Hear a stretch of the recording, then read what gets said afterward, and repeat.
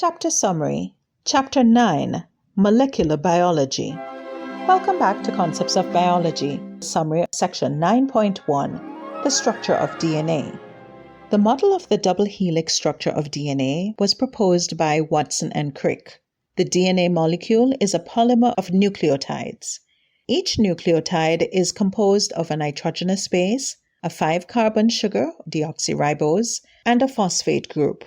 There are 4 nitrogenous bases in DNA, 2 purines, adenine and guanine, and 2 pyrimidines, cytosine and thymine. A DNA molecule is composed of 2 strands. Each strand is composed of nucleotides bonded together covalently between the phosphate group of one and the deoxyribose sugar of the next. From this backbone extend the bases. The bases of one strand bond to the bases of the second strand with hydrogen bonds. Adenine always bonds with thymine, and cytosine always bonds with guanine. The bonding causes the 2 strands to spiral around each other in a shape called a double helix. Ribonucleic acid, or RNA, is a second nucleic acid found in cells. Ribonucleic acid is a single-stranded polymer of nucleotides. It also differs from DNA in that it contains the sugar ribose rather than deoxyribose and the nucleotide uracil rather than thymine. Various RNA molecules function in the process of forming proteins from the genetic code in DNA. Prokaryotes contain a single double-stranded circular chromosome. Eukaryotes contain double-stranded linear DNA molecules packaged into chromosomes. The DNA helix is wrapped around proteins to form nucleosomes. The protein coils are further coiled, and during mitosis and meiosis, the chromosomes become even more greatly coiled to facilitate their movement. Chromosomes have 2 distinct regions which can be distinguished by staining, reflecting different degrees of packaging and determined by whether the DNA in a region is being expressed euchromatin or not heterochromatin. Section 9.2, DNA Replication. DNA replicates by a semi-conservative method in which each of the 2 parental DNA strands acts as a template for new DNA to be synthesized. After replication, each DNA has 1 parental or old strand and 1 daughter or new strand. Replication in eukaryotes starts at multiple origins of replication, while replication in prokaryotes starts from a single origin of replication. The DNA is opened with enzymes, resulting in the formation of the replication fork. Primase synthesizes an RNA primer to initiate synthesis by DNA polymerase, which can add nucleotides in only one direction. All right, let's get back to reading. One strand is synthesized continuously in the direction of the replication fork. This is called the leading strand. The other strand is synthesized in a direction away from the replication fork in short stretches of DNA known as Okazaki fragments. This strand is known as the lagging strand. Once replication is completed, the RNA primers are replaced by DNA nucleotides, and the DNA is sealed with DNA ligase. The ends of eukaryotic chromosomes pose a problem, as polymerase is unable to extend them without a primer.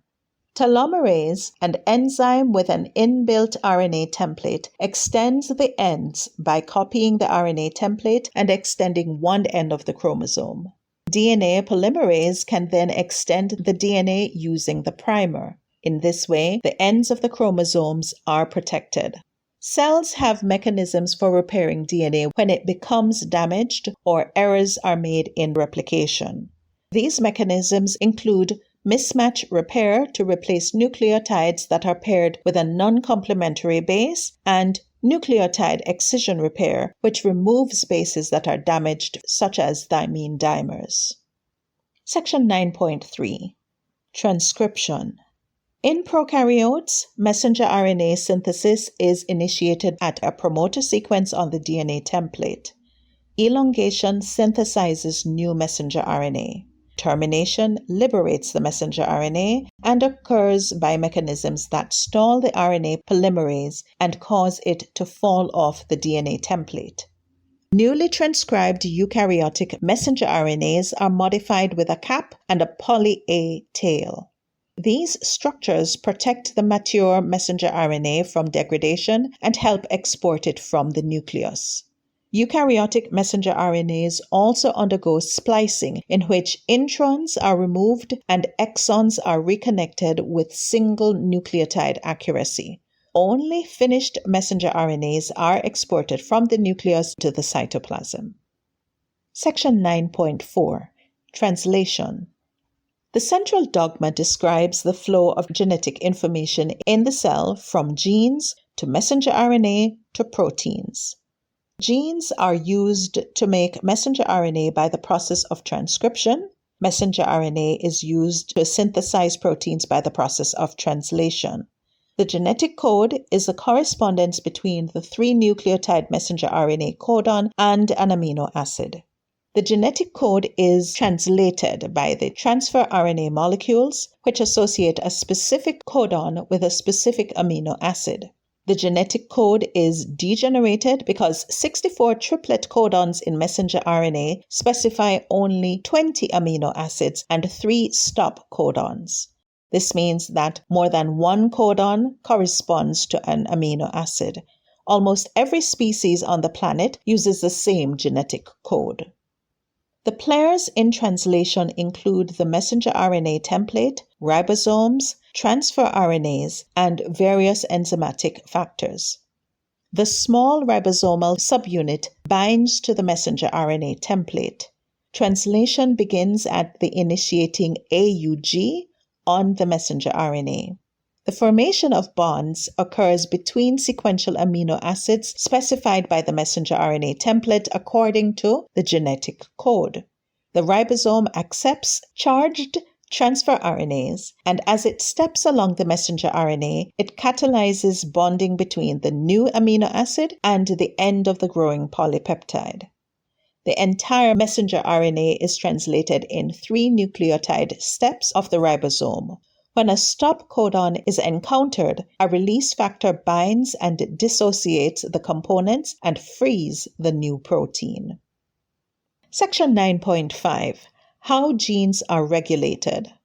While all somatic cells within an organism contain the same DNA, not all cells within that organism express the same proteins. Prokaryotic organisms express the entire DNA they encode in every cell, but not necessarily all at the same time. Proteins are expressed only when they are needed. Eukaryotic organisms express a subset of the DNA that is encoded in any given cell.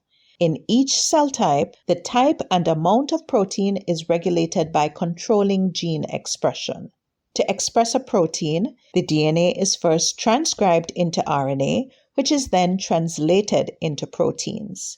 In prokaryotic cells, these processes occur almost simultaneously. In eukaryotic cells, transcription occurs in the nucleus and is separate from the translation that occurs in the cytoplasm. Gene expression in prokaryotes is regulated only at the transcriptional level, whereas in eukaryotic cells, gene expression is regulated at the epigenetic, transcriptional, post-transcriptional, translational, and post-translational levels. This is the end of Chapter 9, Molecular Biology. In our next section, we'll read Chapter 10, Biotechnology.